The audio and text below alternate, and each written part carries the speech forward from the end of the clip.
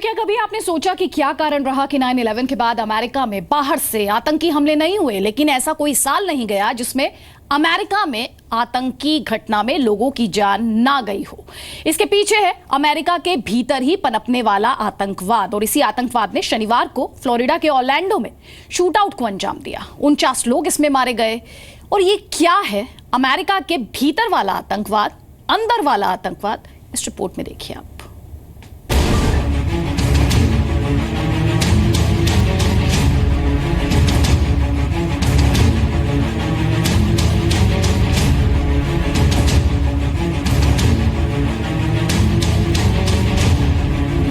ये तस्वीर उस शख्स की है जिसने अमेरिका में फ्लोरिडा स्टेट के ऑरलैंडो शहर में 49 बेकसूरों को मौत की नींद सुला दिया। आखिर 29 साल का अफगानी मूल का उमर मतीन कातिल क्यों बन गया? उमर मतीन ने फ्लोरिडा के पर्ल्स LGBT नाइट क्लब को ही टारगेट क्यों किया?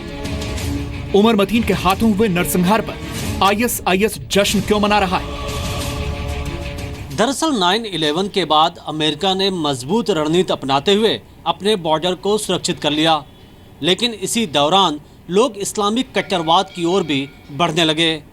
आज अमेरिका में दहशत फैलाने के लिए आतंकी प्लानिंग करके हमले नहीं कर रहे।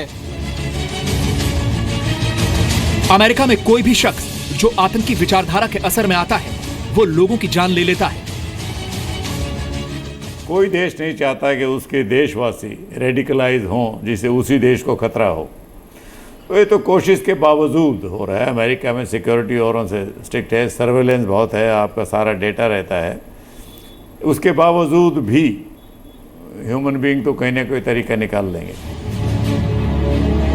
फ्लोरिडा के गे क्लब पर हुए हमले की साजिश से पर्दा उठाने से पहले आपको उमर मतीन से जुड़ी वो खास बातें बताते हैं जो इस शूटआउट के पीछे के दिमाग को बेनकाब कर सकती है। उमर मतीन अफगान मूल का अमेरिकी नागरिक है। मतीन के माता पिता अफगान मूल के हैं, जबकि मतीन का जन्म न्यूयॉर्क में हुआ था। बाद में मतीन का परिवार फ्लोरिडा चला गया था। मतीन G4S सिक्योर सॉल्यूशन में सिक्योरिटी ऑफिसर था। यह कंपनी सिक्योरिटी बिजनेस की सबसे बड़ी कंपनियों में शामिल है। 2007 से मतीन G4S सिक्योर सॉल्यूशंस के लिए काम करता है। मतीन की शादी 2009 में हुई थी। मतीन और उसकी पत्नी की मुलाकात इंटरनेट पर चैटिंग के जरिए हुई। उमर मतीन के पूरे प्रोफाइल को देख करके आप ये बिल्कुल भी अंदाजा नहीं लगा सकते कि वो किसी भी आतंकी विचारधारा से प्रभावित था। उमर मतीन की पूर्व पत्नी ने कई ऐसे राज खोले हैं जिससे उमर मतीन का आतंकी चेहरा सामने आता है। हमले के बाद जांच एजेंसियां उमर मतीन की पूर्व पत्नी सितोरा यूसुफी से उसके बारे में जानकारियां जुटा रही हैं। यूसुफी का कहना है कि उमर मतीन उससे मारपीट करता था, इसी वजह से वो उससे अलग हो गई। यूसुफी के मुताबिक पिछले 7 वर्षों से उसका मतीन से कोई संपर्क नहीं था। यूसुफी ने यह भी बताया कि मतीन को पुलिस ऑफिसर बनने का और हथियार रखने का शौक था। Because I guess I was the only one in his life. Most of the violence is towards me. He wanted to be a police officer, so he trained with his friends who were police officers, and he had a license to have a gun in Florida. You're allowed to do that.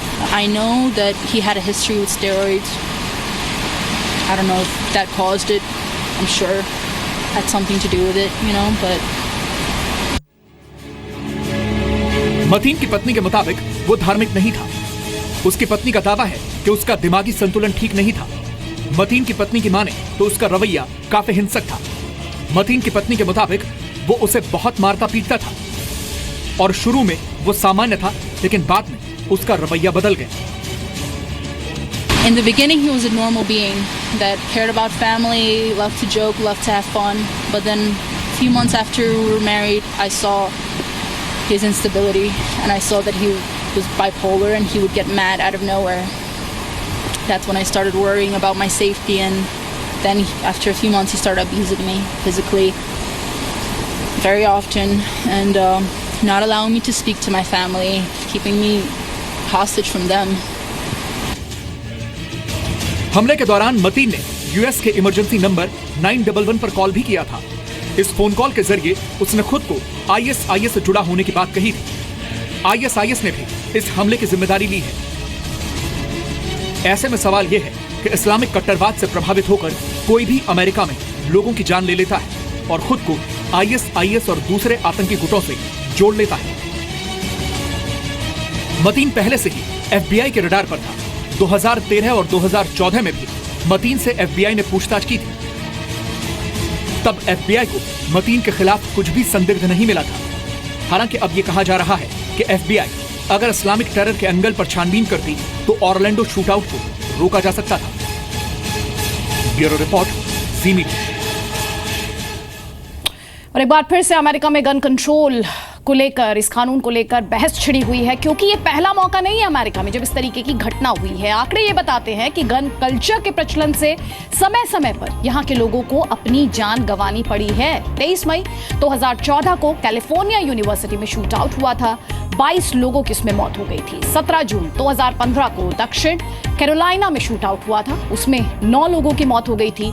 1 अक्टूबर 2015 को Oregon में school में shoot out हुआ था, 10 लोगों की इसमें मौत हो गई थी। 2 दिसंबर 2015 को कैलिफोर्निया में शूट आउट हुआ था, 14 लोगों को उसमें अपनी जान गंवानी पड़ी थी।